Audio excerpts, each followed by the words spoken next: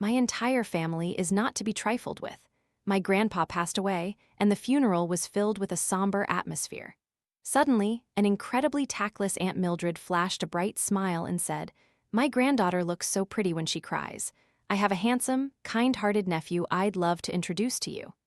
With our family in mourning, who could possibly think of romance? Especially when the person in question was not only ugly, but ill-mannered, with a bad reputation that echoed across 10 villages. My family naturally disagreed, but immediately after, Lucas stood in front of my house, cursing loudly and shamelessly. "Just because you earn money in the city means you forget your roots? Why don't country boys deserve love?" I glanced at my tall cousin David, who suffered from super male syndrome. His hands had already clenched into fists. Well, goodbye, Grandpa. My grandpa was 80 years old. Just the other day, he called my father saying he wanted to go to Disneyland. Yet, yesterday, relatives from the village delivered the grim news: Grandpa had passed away. They said it was because he argued with Grandma, insisting on having an extra asterisk banu asterisk, a traditional glutinous rice cake. He then choked, couldn't catch his breath, and was gone. Sniffle, sniffle. Without a word, my father and I quickly drove back to the village. Uncle Robert awaited us at the village entrance. We'd been crying the entire way there. Uncle Robert seemed to have two ornaments hanging on him, one large, one small, which were my father and me. His expression was both exasperated and disbelieving, as if he'd feel guilty if he didn't join our loudspeaker-like wailing. My tall cousin David stood beside him, clapping. "Heh heh heh, Uncle Ben and Clara, you two are such crybabies." Uncle Robert glared at him. "You have a mouth, can't you offer some comfort?" David thoughtfully handed me a tissue. "Clara, don't cry anymore." I hugged David and continued to sob, so he joined us. Of course, my father and I were truly wailing, while he just rubbed his eyes, pretending to cry. Uncle Robert led us back to Grandpa's small house. His face was grim. If it weren't for me, this family would surely fall apart. But as soon as we entered, we were greeted by Grandpa's black and white portrait. Uncle Robert couldn't hold back his tears either. My father, David, and I all stopped crying, leaving only Uncle Robert's thunderous sobs echoing through the house. Grandpa was an important figure in the village, well-connected and respected. Hearing the news of his passing, people from neighboring villages and surrounding relatives all came to pay their respects. The village head announced to everyone, young and old, male and female, to help in any way they could, from setting up the funeral hall, preparing the burial shroud, choosing the grave site, arranging the procession, to preparing meals for the funeral days. In less than 3 days, all preparations were complete. I heard that our family was once a large clan, but eventually, only Grandpa's branch remained. Grandpa's branch had 3 brothers. My grandpa was the eldest, Uncle Ben, who lived in the same village, was the second, and Uncle Tom, who lived all the way in Tianjin, was the youngest. Before the coffin could even be prepared, Uncle Ben offered his. Uncle Robert cried and thanked him. Uncle Ben sighed. He clearly promised to take me to see American water rats, Mickey Mouse. How could he be gone so soon? On the day of the funeral, the atmosphere was solemn, with white banners fluttering in the wind. Grandma sat in the center, surrounded by dutiful children and grandchildren kneeling beside the coffin. In the brazier, joss paper burned, the flames gently licking at them until they turned to ash. "Guests, please offer a bow before the coffin, and we shall return the courtesy." Suddenly, a young man, about 20 years old, stepped forward. I don't know if he was ignorant of etiquette or simply disrespectful. After bowing, he brazenly walked past Uncle Robert and my father, then grabbed my hand and began to rub it. I looked up. Who is this pervert? This guy grinned lewdly without shame. He was a philanderer and his face was terrifyingly ugly. A true lecher. Just as I was about to pull my hand away, he tightened his grip even more. Uncle Robert and my father immediately roared, "Let go, what do you think you're doing?" David couldn't hold back. He punched Lucas straight in the jaw. "You bastard, how dare you touch my sister?" Lucas was hit so hard he saw stars, and his jaw immediately swelled red. I don't know if he was emboldened by lust or what, but David, standing next to me, was as big as a bear, yet this creep still dared to cause trouble. Seeing this, the villagers gathered around him. Someone recognized him. "Lucas, it's you causing trouble again. Get lost." My father and Uncle Robert pulled him away. Grandma asked me worriedly, "What happened? Were you scared?" Then she poked my father with her cane. "Can't you see your daughter being bullied? Are you just going to stand there and breathe?" my father whined. Mom, my eyes are swollen, everything looks blurry. David couldn't sit still, yelling that he had to go out and beat that scoundrel to death. My father and I immediately held him tight, each of us saying calming words to soothe him. An aunt, witnessing this scene, chuckled and leaned close to Grandma. Grandma, is this your granddaughter? Your family really spoils her. Grandma, unsuspecting, replied, I only have one granddaughter, how could I not cherish her? Aunt Mildred smiled with a deeper meaning. Girls raised in the city are different. An only daughter, truly precious. Mostly, her smile was so obnoxious that even Grandma didn't want to continue the conversation. Taking advantage of me going to wash my hands, she secretly followed. My dear, you look lovely, so beautiful and well-behaved. I have a nephew who would be perfect for you. Would you like to meet him? Even though I was young and didn't fully understand village customs, I knew it was absolutely inappropriate to discuss joyous matters while a family was in mourning.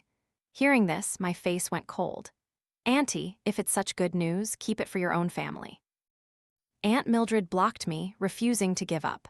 Oh my, you're about to graduate from university. Listen to me, don't all girls need to get married? So what? I'm introducing you to someone. Just then Uncle Robert came back. I pointed at him and said to the thick-skinned aunt, my elders are over there, let me introduce you. Aunt Mildred rolled her eyes. Don't city girls decide their own matters? I repeated. I already told you, save it for your own family. Now I clearly saw that this wasn't accidental, but deliberate troublemaking. Aunt Mildred choked, still persistent. I don't believe there's any girl your age who doesn't want to fall in love. I'm introducing you to such a good person and you don't want it. I had no more patience to argue. I grabbed Aunt Mildred's arm and dragged her to the front of the funeral hall. Aunt Mildred struggled, yelling and screaming, What are you doing? What are you doing? I pulled Aunt Mildred to stand before Grandpa's coffin and loudly declared, I'm still young, I can't decide for myself. Please, Auntie, tell my grandpa aloud what kind of wonderful man you want to introduce me to. HMPH, did she think I was young and easily embarrassed? Fine, let's all lose face together. In an instant, everyone's eyes focused on Aunt Mildred. Grandma, leaning on her cane, put all her strength into her stance and scolded loudly, You dog! My husband just passed away, and you think our family has no one here that you dare come here to arrange a marriage right in front of the funeral altar? Aunt Mildred was mortified, her face red to her neck. No, it's not like that, it's a misunderstanding. Uncle Robert supported Grandma.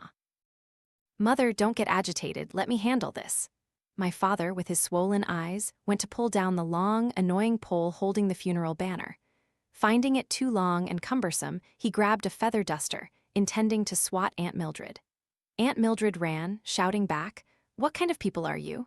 You don't appreciate a good match, and you dare to lay hands on someone right in front of the funeral hall. The villagers all laughed, enjoying the spectacle, and some children even chased after, cheering my father on. Suddenly, a thump-thump sound echoed from inside the coffin. I looked at Uncle Robert and he looked at me, both of us utterly terrified. At first, no one heard clearly, then another loud thump resonated. The entire funeral hall fell silent, everyone was as quiet as a clam. The next second, the coffin lid slid open from the inside with a asterisk whoosh asterisk. A very old yet resounding voice groaned, My dear wife, I'm hungry. Oh my God, my grandpa came back to life. The funeral had to be stopped because Grandpa had come back from the dead. The coffin was returned to Uncle Ben. Uncle Ben angrily came to Grandpa's house with his cane to settle the score. Brother, you've used it already, how can I use it now? Grandpa argued. It's like when we were little, you wore my clothes after I wore them, didn't you? Uncle Ben retorted. Shameless, I don't want it. Just leave this coffin at your house, don't bring it to mine or I'll beat you. Uncle Ben's son, my Uncle Tom, was helpless. Can you two stop angering my father? Brother Robert, father, you two figure out how to solve this yourselves. Uncle Robert and my father exchanged glances, finally deciding to rent a truck to carry the coffin back to Uncle Robert's city warehouse. Grandpa's resurrection became hot news, and many people flocked to his small house to gossip. My Uncle Tom, who was a doctor, gave Grandpa a quick checkup. Temporarily, he found no abnormalities but suggested a comprehensive checkup at a higher-level hospital in the city. After Uncle Tom left, we all urged Grandpa to go for an examination. Grandpa mumbled while sipping his porridge, I'm not going anywhere. Didn't I just choke and couldn't breathe? Go so those city doctors can laugh at me. Grandma was a bit annoyed. Why didn't you just stay dead? Grandpa immediately retorted, I won't die. Making you mad is much more fun. Looking at his children and grandchildren sitting in a row, he called out, "Come here." My cousin David excitedly ran over. Grandpa waved his hand, pushing him away, then turned and smiled brightly at me. "Clara, come here, let Grandpa have a look." I immediately stepped forward and sat in front of him. "Look at this, you've gotten so thin from crying. Did Grandpa hear someone bullying our Clara?" I raised an eyebrow. "No way, I only bully others." Uncle Robert and my father whispered to each other. "So that's it, he heard Clara was bullied, that's why he revived." My father let out a wail and hugged Uncle Robert, crying loudly. Uncle Robert then said, "This family would fall apart without me." Grandpa stroked my hair, then looked up, adopting the stern demeanor of an elder. "Robert, call the village head here for me. Who dared to bully our Clara? I'll tear their house down." Just then, a shrill, out-of-place shout echoed from outside. What's so great about the Tite family, Clara's family? Just because they made some money in the city, they forget their roots. Their granddaughter graduated from university and became an old maid. What right does she have to look down on me? What do you mean, no matchmaking at a funeral? Their old man isn't completely dead anyway. Telling her to come out for a meal is a sign of respect. Do country boys not deserve love? Clara is clearly a gold digger. HMPH, some people truly aren't afraid of death, bringing trouble right to their doorstep. Before Grandpa could even speak, David had clenched his fists and rushed out. In Grandpa's yard, many people had already gathered, not a few of them acquaintances of the family.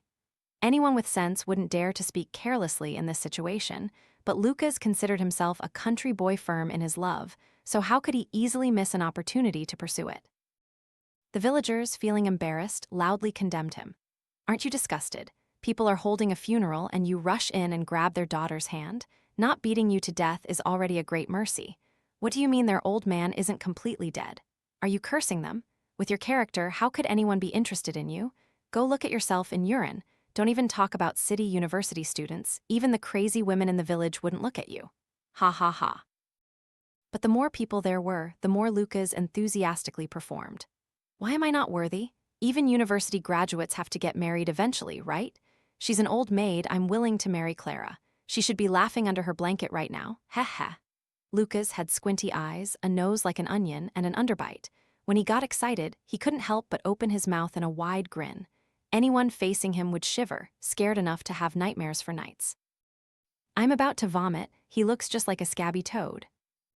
Lucas maintained his obsessed, lecherous smile and held up a string of orange crystal bracelets. "I called her out for a meal, that's already a sign of respect. Her bracelet is still with me. What do you call that?" someone asked. "What do you call it? This is Clara's personal bracelet. Now that it's in my hands, it's a token of love." The villagers looked stunned, then burst into laughter.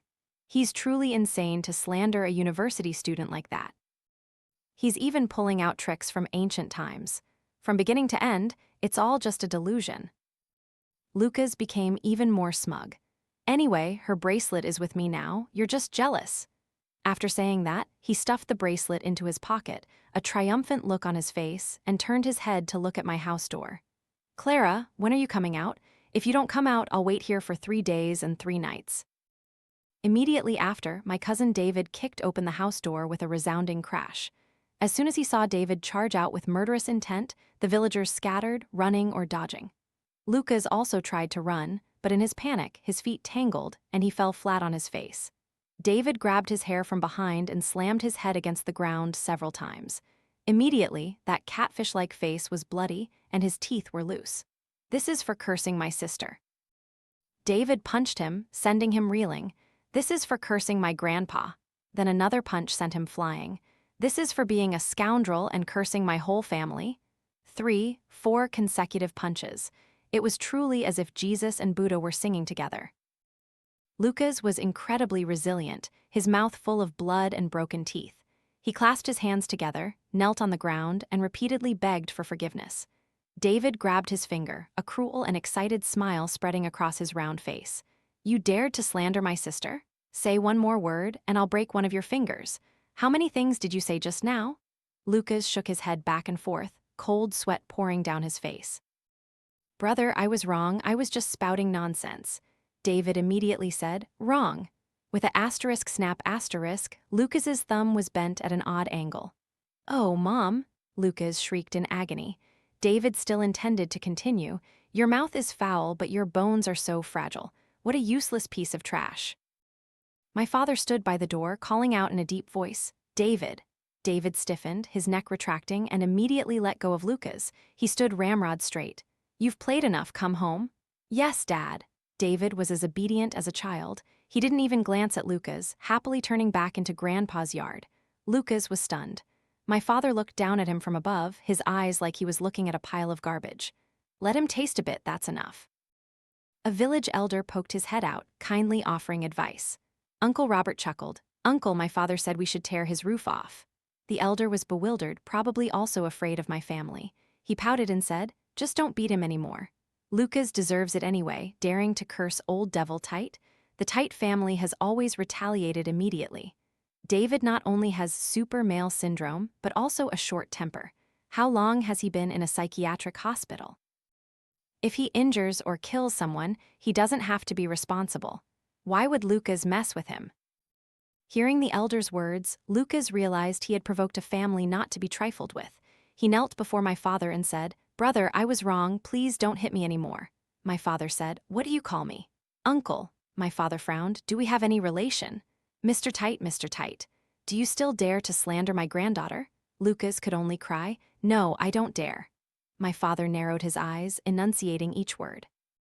Go home and wait for your roof to be torn off. My family can do it any time. Then he roared, Now get lost. Lucas didn't manage to run fast, still reeling from the punches David had landed on him. Uncle Robert entered the house, closed the door, and only when he was sure no one was looking, he happily twirled around. All his life, he had dreamed of being a big boss, and today his acting passion was finally fulfilled. David, and my father all ran out. Uncle Robert, you're so cool. Dad, you're so cool. Uncle Robert, your acting was superb. My father pretended to be calm. Family, we shouldn't get too excited.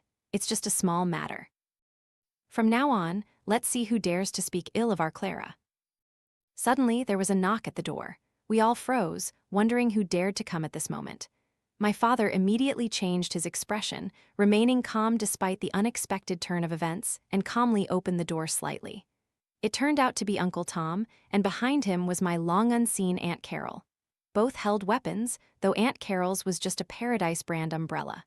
Where is that bastard who dared to cause trouble? We heard someone cursed you, meaning Grandpa, and we rushed here immediately. Uncle Tom looked furious. My father chuckled, patting David's shoulder. You guys waited too long. David alone was enough to send that guy running. My Aunt Carol sighed. I heard you didn't make it, so my husband immediately told me to buy a plane ticket that night and rush to see you one last time. I didn't even have time to put on makeup, afraid my tears would wash it all off on the way. I said, Then Aunt Carol, go put on your makeup. Grandpa is alive again. My Aunt Carol laughed. I knew it, then no need for makeup. Otherwise, Grandpa won't recognize me. As soon as she walked in, Grandpa, with his usual sharp tongue, asked, Clara, who is that aunt next to you? My Aunt Carol's face instantly changed colors like a rainbow. I said, Grandpa, this is Aunt Carol. Grandpa was surprised. This aunt looks so old. Aunt Carol pouted and stormed out. Grandma pinched Grandpa, died and came back to life, and you don't even recognize your granddaughter. Grandpa then asked, Who is this female comrade? Everyone in the room was bewildered. My father tentatively pointed at himself. Grandpa, who do you think I am? Hugh Euangia. At the hospital, Grandpa underwent a full body checkup. Aside from having 3 highs high blood pressure, high blood sugar, and high blood fat, there was nothing serious. As for why he experienced memory loss, the specialists couldn't reach a conclusion after their consultation. Uncle Tom, the only doctor in the family, explained it simply to everyone after consulting his colleagues. The human brain is very complex. Many reasons can cause your father's current condition. Neurologists believe it's most likely due to him falling into a state of suspended animation before, leading to oxygen deprivation in the brain. My father asked, So when will he recover? Uncle Tom forced a smile. That's hard to say. After hearing the hospital's diagnosis, the family's mood was inevitably tangled and heavy. Aunt Carol, ever the optimist, said, Don't stress too much. He died and came back to life. Who knows, maybe he'll be normal tomorrow. My father just smiled bitterly. Who wouldn't want that? In the hospital hallway, Grandpa sat lost in thought on a bench. He looked at the people passing by with a friendly but cautious gaze, seemingly searching for someone familiar. Uncle Ben was also brought by Uncle Tom for a checkup and coincidentally met Grandpa. Uncle Ben bent his back, playfully asking Grandpa, "Heh, look at me, who am I?" Grandpa paused for a moment, then called out, "Father." Uncle Ben burst into laughter. "Heh, you bullied me for half my life, and now I finally get a little advantage." I felt a pang of sadness and went to support Grandpa. "Clara, can we go home now?" It was strange. Even though Grandpa's memory was disordered and he forgot his wife and children, he still recognized his grandchildren. "Yes, Grandpa, let's go home." Uncle Ben saw Grandpa preparing to leave and suddenly blocked him, his lips trembling slightly. "Brother, did you really forget me?" Uncle Tom blamed us. "You shouldn't let Grandpa see Uncle Ben. Can you please not make my father sad anymore? He was sad all night, saying Brother Robert no longer remembered him." Aunt Carol thought it best not to tell Uncle Tom and Tianjin about Grandpa's condition. Dying and coming back to life, then losing his memory, let's not agitate my father anymore. Just say it was a misunderstanding. Grandpa was blessed by heaven and revived. On the day Aunt Carol was leaving, she stopped by the village one last time and coincidentally ran into Aunt Mildred, the matchmaker who had approached us at the funeral. The two didn't know each other.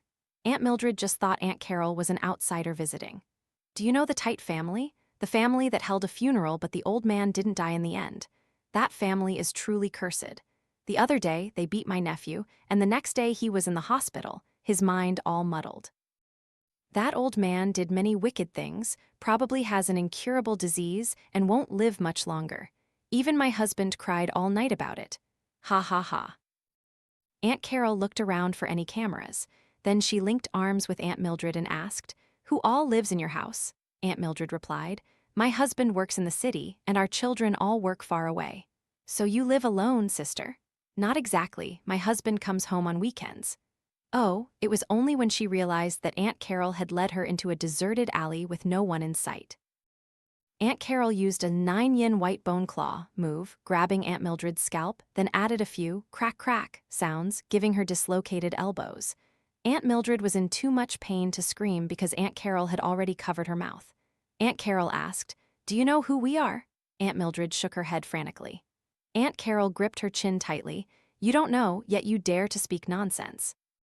Then she reset Aunt Mildred's elbows, smiling savagely. "It's good that you don't recognize me, sister. This time, I'm just teaching you a lesson. Remember to mind your mouth from now on." Aunt Carol hid her identity and accomplishments, walking away with a carefree swagger. Later, Aunt Mildred stammered about being beaten. She didn't know who it was. There were no visible injuries on her body, and no one in the village saw anything. She claimed she was beaten, but who would believe her? Uncle Tom walked by, his face enigmatic, a sneering smile playing on his lips. "Perhaps you did something bad and encountered a ghost in broad daylight. Were you scared?" Aunt Mildred again flustered, as if caught red-handed. "There clearly was someone, and they told me to keep it." Uncle Tom loudly asked, "Keep what?" "No. HMPH, lying again. It's hilarious. Our family rule is retaliate immediately. Everyone in the family has trained to the point of hitting people without leaving a trace. How could we let a talkative woman like her find evidence?" Grandpa's condition fluctuated, sometimes good, sometimes bad, and was eventually diagnosed as Alzheimer's disease. Uncle Robert intended to bring Grandpa and Grandma to the city to care for them, but my father disagreed. "David is at home. It would be inconvenient for Grandpa and Grandma there." Uncle Robert and my father began to argue. I suggested that Grandpa and Grandma move to the 2-bedroom apartment my father bought in the university district. That location was convenient for my father's commute and close to my university. After school, I could visit Grandpa and Grandma. Uncle Robert nodded. "Let's follow Clara's suggestion." My cousin David was born with XXY super male syndrome, and after his parents divorced, he also developed uncontrolled anger issues. In recent years, his condition had stabilized significantly, but we worried about anything that might provoke him. The doctor said that if he took his medication on time and had caring family members guiding him, David could still live a normal life. "Clara, if you have time, take David to visit Grandpa. He only remembers you two now." I naturally agreed. Since childhood, David and I had lived with Grandpa and Grandma. Perhaps that's why Grandpa only remembered me and my cousin. Moving house required a few days of preparation. My family hired a new caregiver to stay in the village and look after Grandpa and Grandma. Lucas, after his wounds healed, heard about Grandpa's condition and again hatched an evil scheme. While no one from my family was present, he came and knocked on Grandpa's door. The new caregiver didn't know who he was, only asked his identity, and absolutely refused to let him in. Lucas put on a smiling face. "I'm the grandson-in-law of this family." The caregiver glared at him. "Clara is just over 20 and you're clearly almost 40. Only a blind person would want to marry someone as old and unwanted as you." Lucas then pulled out the bracelet he had stolen last time. "I'm Clara's boyfriend. Her name is even on this bracelet. Look, Auntie." The caregiver snatched the bracelet back and slammed the door shut. "Stop talking nonsense. The Tite family's daughter studies in the city all year. You must have stolen this." Seeing his token of love taken away, Lucas became enraged and pounded on the door. The caregiver showed the bracelet to Grandma. The bracelet, supposedly engraved with my name, clearly had the first character wrong. The character for Tite was mistakenly written as B. What family would misspell their own surname? Moreover, the carving was crooked, damaging some of the gems. It was truly ridiculous. In my freshman year, I used to sell self-strung crystal bracelets at a stall. Afterwards, the materials were stored at Grandpa's house. I could take as many crystals as I wanted. Grandma remembered this and told the caregiver to call the village head. Then she and Grandpa discussed something and had Grandpa stand still in the yard. Grandpa stood firm as Mount Tai, truly able to suppress a crowd. The village head arrived, thinking it was a fair. He glanced at the bustling crowd and immediately spotted Lucas. The village head suppressed the urge to hit him and asked, "Lucas, what exactly do you want?" Lucas chuckled. "Village head, you're here, just in time to witness. I want to come to this house and propose to their granddaughter." Matchmaking at a funeral, now blocking the door to propose. The village head no longer wanted to reason with him, because Lucas always thought he was the embodiment of logic, and logic had to follow him. The village head ordered everyone, "Surround him, call the police to take him away. He can't escape charges of disturbing the peace." Lucas was not afraid at all. "It's just jail, I'm used to that place.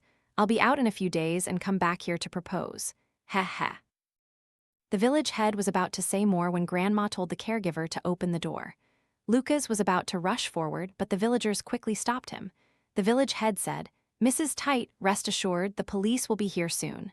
Grandma calmly said, "Did he say my granddaughter gave him some kind of bracelet?" Lucas eagerly replied, Yes, your granddaughter gave me the bracelet." Grandma mumbled, "Then it's true. Everyone follow me." The village head and everyone else were bewildered, thinking Grandma had also become senile.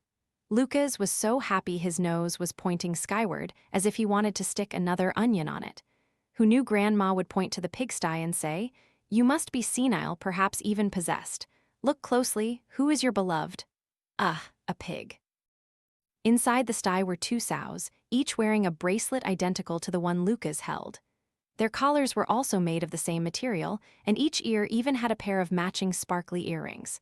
The sows were eating slop, their mouths slobbery and foul-smelling, their squinty eyes looking at a dumbfounded Lucas, letting out an oink as if calling him darling. Grandma chimed in, "Oh, that's her." The villagers paused for a moment, then immediately erupted in roars of laughter, like a collapsing mountain, a surging tide engulfing Lucas. "Lucas is lying and my family is making things up. Who doesn't know how to lie?" Everyone, except for the elderly, rolled on the ground laughing.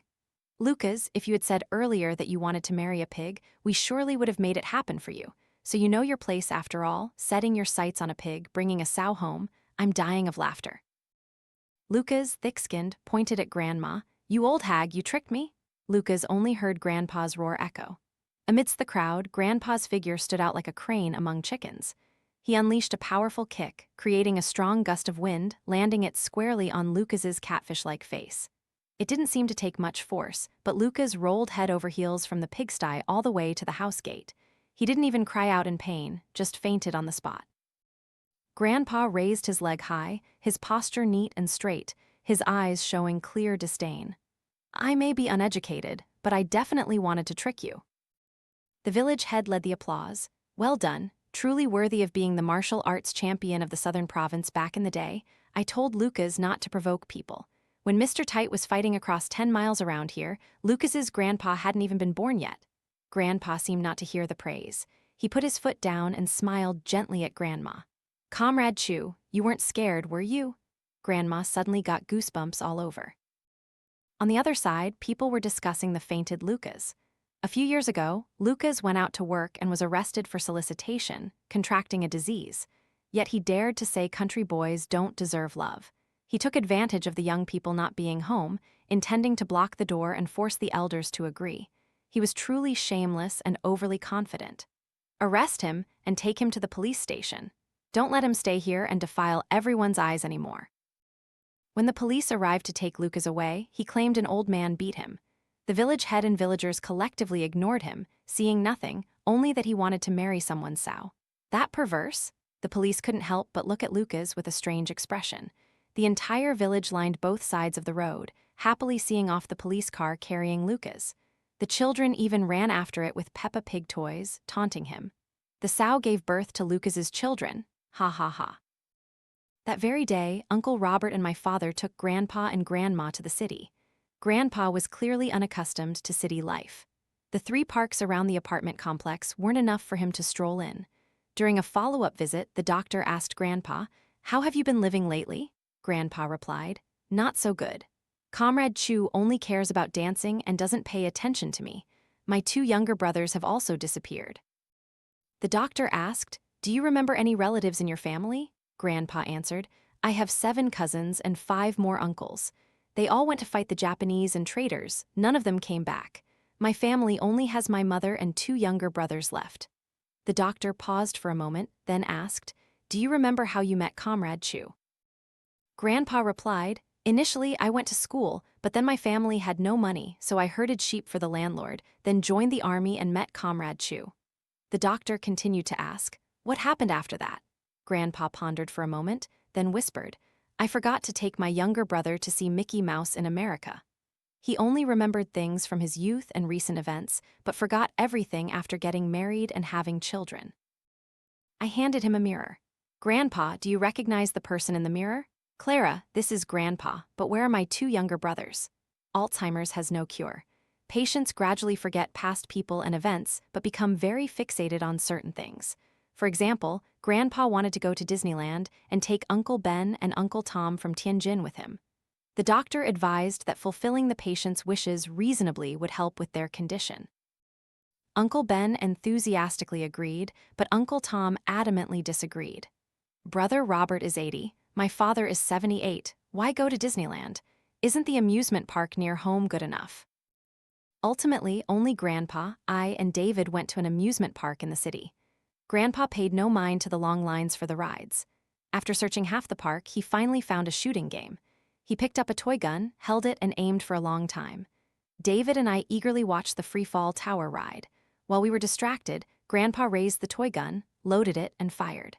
3 rapid shots whoosh, whoosh, whoosh hit 3 Mickey Mouse toys on the outer edge of the prize display. The booth owner was stunned, and surrounding visitors burst into applause. Grandpa put all 3 Mickey Mouse toys into his backpack. Without us noticing, Grandpa also stopped by a student startup stall and bought many souvenirs. He bought Uncle Robert a watch, my father a fountain pen, and Grandma a fairy hairband. When the family gathered to open the gifts, David, my cousin, was accustomed to finding a secluded corner to hide. Due to his genetic deficiency and quick temper, he had been taught since childhood to avoid crowded places and not to lose his temper easily. But this time, Grandpa handed him a box. It was a palm-sized Winnie the Pooh coin bank. "Here, this is for you. It looks just like our David." David held the gift box, his eyes sparkling brightly.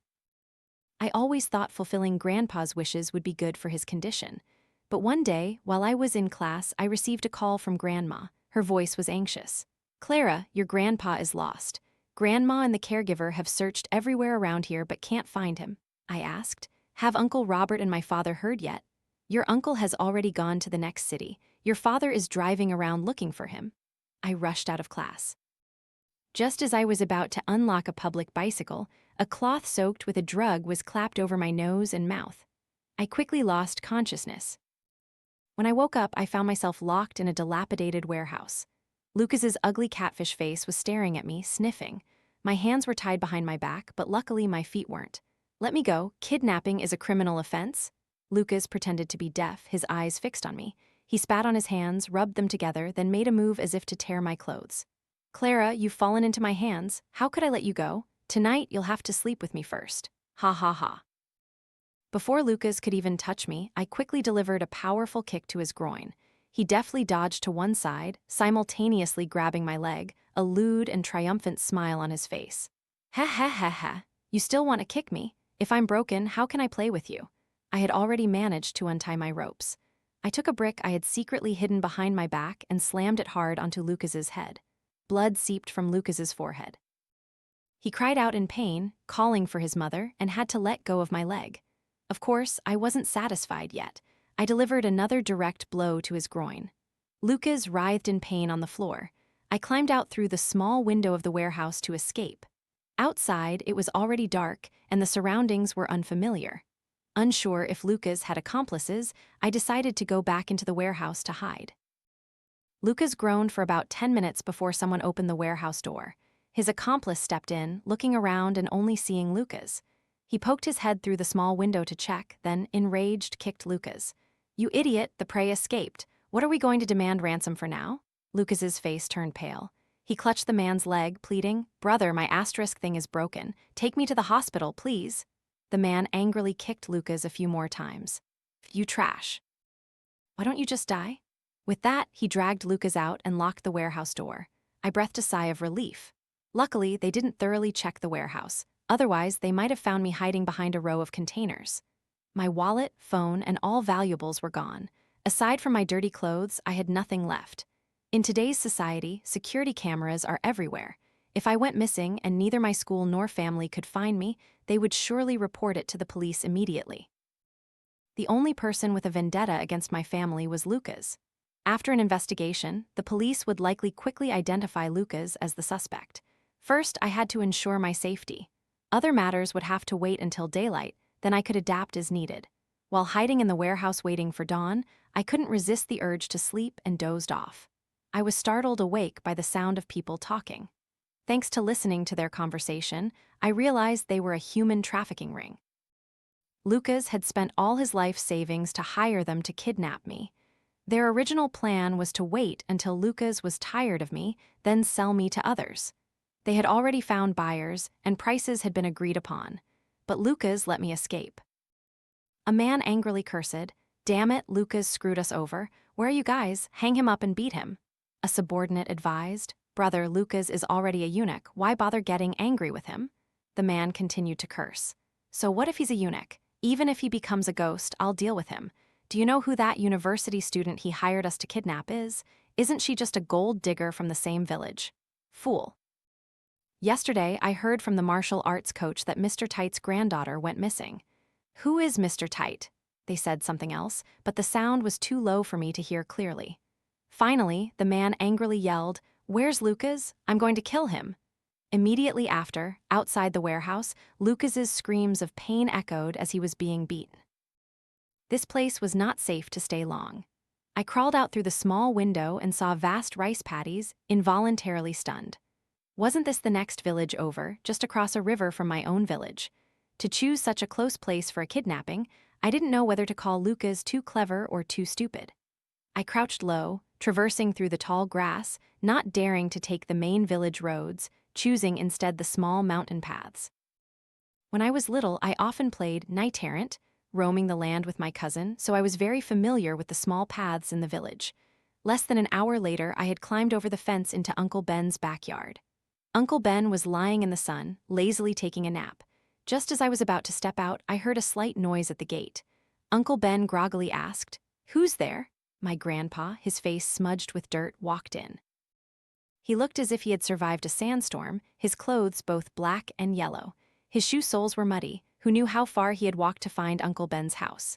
Uncle Ben didn't hear anyone reply and slowly sat up. Grandpa opened the backpack on his back, fumbled for a moment, then handed a Mickey Mouse to Uncle Ben, who was sitting bewildered on a rocking chair. "Here, this is an American Mickey Mouse." Uncle Ben burst into tears on the spot. "Brother Robert, how did you end up like this?" My grandpa wiped his face and said seriously, "Big brother and everyone haven't returned yet. I came back here to find you and little Ten." I rushed out and hugged Grandpa tightly. "Grandpa, I finally found you." Uncle Ben was startled and frightened. "Clara, are you and your grandpa backpacking? Why do you both look so worn out?" From outside the village, the police siren wailed. Uncle Tom pushed open the door and urgently said, "Father, there's trouble." The next second, he saw his two children covered in dirt like refugees and couldn't help but be stunned. Uncle Ben frowned. "What's all this commotion?" Uncle Tom joyfully pulled out his phone, but the more he hurried, the harder it was to get out. "Found them. They're finally found. Lucas and the kidnappers have been rounded up by the police." Uncle Robert and my father arrived at the hospital and were truly relieved to see Grandpa and me safe and sound. Uncle Robert examined Grandpa from head to toe. "Father, are you hurt? Where did you go? We were worried sick looking for you." My father didn't dare touch me, afraid of hurting me somewhere without knowing. "Clara," my father was easily emotional. Even though he tried to bite his lip tightly, tears and snot still streamed down his face. I recounted to the police and my family how I was kidnapped, how I escaped, then climbed over the wall into Uncle Ben's house and reunited with Grandpa. Uncle Robert wondered, "Why did you take the small paths instead of the main roads?" I explained, "I don't stay in the village often, but Lucas has lived here his whole life. With what happened, who knows if anyone in the village was colluding with him?" Uncle Robert then asked, "So how did you know how to untie the ropes?" I laughed. "You and Dad didn't learn martial arts with Grandpa, but when we were little, Grandpa taught me and David a few self-defense moves." Uncle Robert suddenly understood. "That's why you escaped. Grandpa's teaching really was useful." I could clearly recount everything about my kidnapping. But how Grandpa walked from the city back to the village, what he experienced on the way, no one knew. It was just that none of us expected Grandpa's biggest wish was not to go to Disneyland, but to go home. To return to the house in his memories, a house that stood firm despite storms and crumbling mountains and rivers, to reunite with the loved ones he always held dear in his heart. The story of Grandpa being found after going missing and my escape from the tiger's mouth spread throughout the village. Visitors never stopped coming to our house. The village head visited, unable to hide the bright smile on his face. "Lucas committed serious criminal offenses this time. He'll probably never get out again. There's another case related to this one. Would you all like to hear?"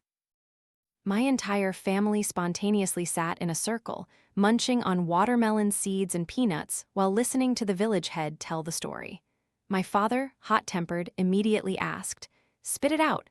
What did that bastard Lucas do?" The village head took the plate of peanuts my father offered and began to tell. Before, he was arrested for disturbing the peace. In the detention center, he met a group of genuine criminals. He saw that everyone in your family, from old to young, was not to be trifled with and thought it was because he wasn't high class enough. So he, along with some acquaintances he made in the detention center, planned to go to the city and kidnap Clara. Grandpa heard that, his eyes slightly narrowing. Uncle Robert and my father appeared calm on the outside, but two roaring fires blazed in their eyes. The interesting thing is, those guys were also very reckless. They kidnapped Clara first, then thought about investigating her family's background in the city. As soon as they checked, they knew they had messed up. Grandpa was a national martial arts champion decades ago. The disciples he taught were all grandmasters in the martial arts world. Uncle Robert worked in provincial logistics. Everyone knew him. His connections in the informal labor market were also extremely wide. My father was a professor of civil engineering at a prestigious university in the city. How many real estate magnates were his classmates? Our ancestors for several generations were famous people searchable on Baidu, and everyone knew martial arts. Even Clara had won a gold medal in amateur freestyle fighting. In other words, the entire family was not to be trifled with. "So what then?" Uncle Robert, my father, and I asked in unison. "Ha ha ha, Lucas was beaten black and blue by those human traffickers. They kept asking who sent him to cause trouble. Mid-interrogation, their hideout was raided by the police. Initially, the police didn't know these guys were fighting amongst themselves, so they locked Lucas up with the rest, and he got another beating." "Get to the point, Uncle Robert," my father and I shouted together. Lucas cried out miserably at the police station. The police brought him out for questioning.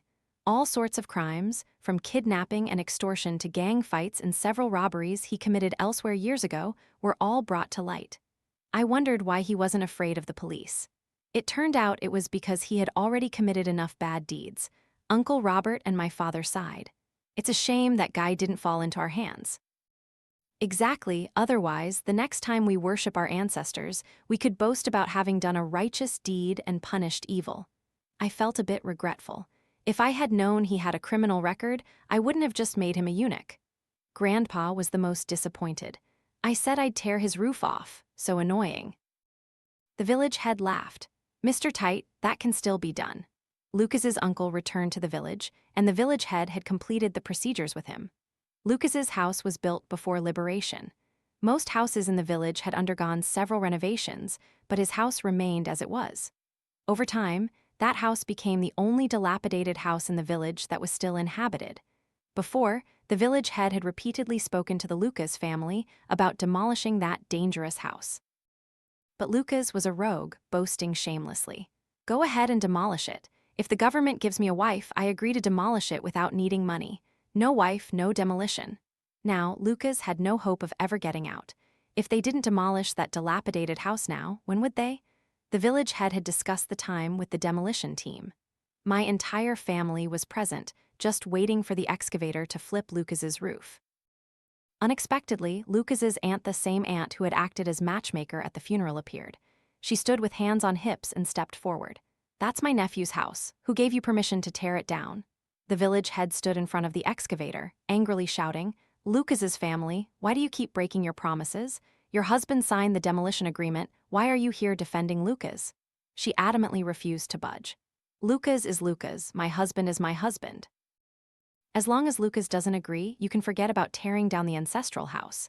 The village head angrily told the villagers to find Lucas's uncle. As soon as she saw her husband, Aunt Mildred's arrogance naturally diminished by 3 parts. Oh, you're back. When did you get back? Lucas's uncle said nothing, walked straight up and slapped her twice. That's for your lack of morals. That's for cheating on me. Damn it, did you think I didn't know about your dirty business with Lucas? Oh my God, the roof was truly on fire. The villagers began to buzz with gossip. Aunt Mildred covered her face and fled, disappearing no one knew where. The excavator rumbled, and a scoop came down. Half of the Lucas' ancestral house collapsed. Lucas's uncle watched his ancestral house being demolished piece by piece, his expression blank. No one knew what he was thinking. Not long after, news spread in the village that Lucas's uncle had divorced Aunt Mildred.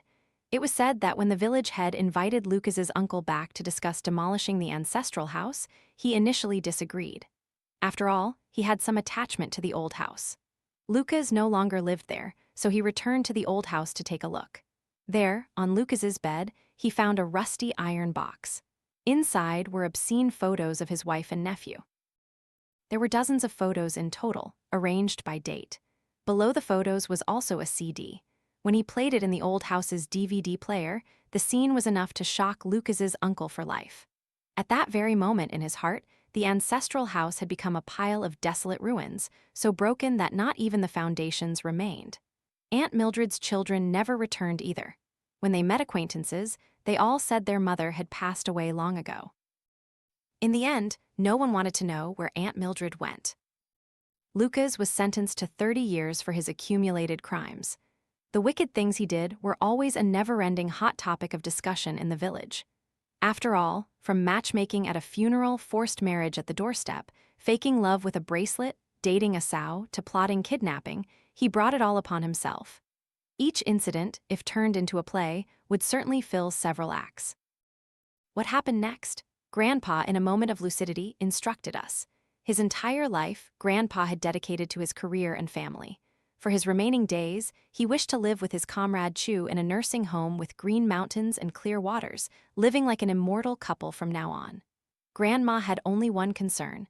Does the nursing home have a dance troupe? Uncle Robert and my father arranged everything according to their wishes. Uncle Ben couldn't hide his admiration and wanted to move in too. Uncle Tom again came to Uncle Robert and my father.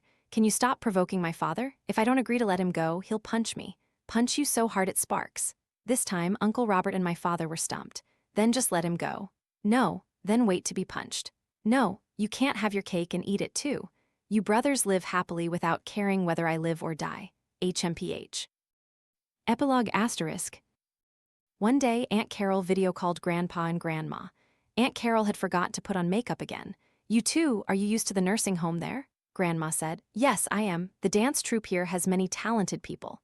Grandpa wondered. "You're little Fen, aren't you?" Aunt Carol rejoiced. "Grandpa, you finally recognized me." Grandpa generously said, "Ah, you looked mature since you were little, and now you look even prettier." Aunt Carol was devastated. She hung up the video call and immediately signed up for a bunch of beauty care packages, then complained in the family group chat. "Oh, Uncle Robert said I looked mature since I was little." My father patiently comforted her. "Don't be sad. Two negatives make a positive. Your father is saying you look young." Aunt Carol thought about it, and it seemed logical, but the beauty care packages couldn't be refunded, so she was still sad. My cousin David held his phone, laughing nonstop. Uncle Robert patted his shoulder. "No playing with your phone during work." David obediently put his phone away. He currently worked in Uncle Robert's transportation division.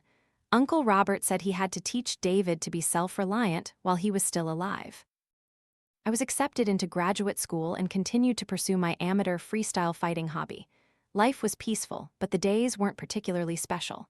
Suddenly, someone on the street shouted about being harassed. My eyes lit up with eager fire. "Let that girl go, I'll teach you a lesson."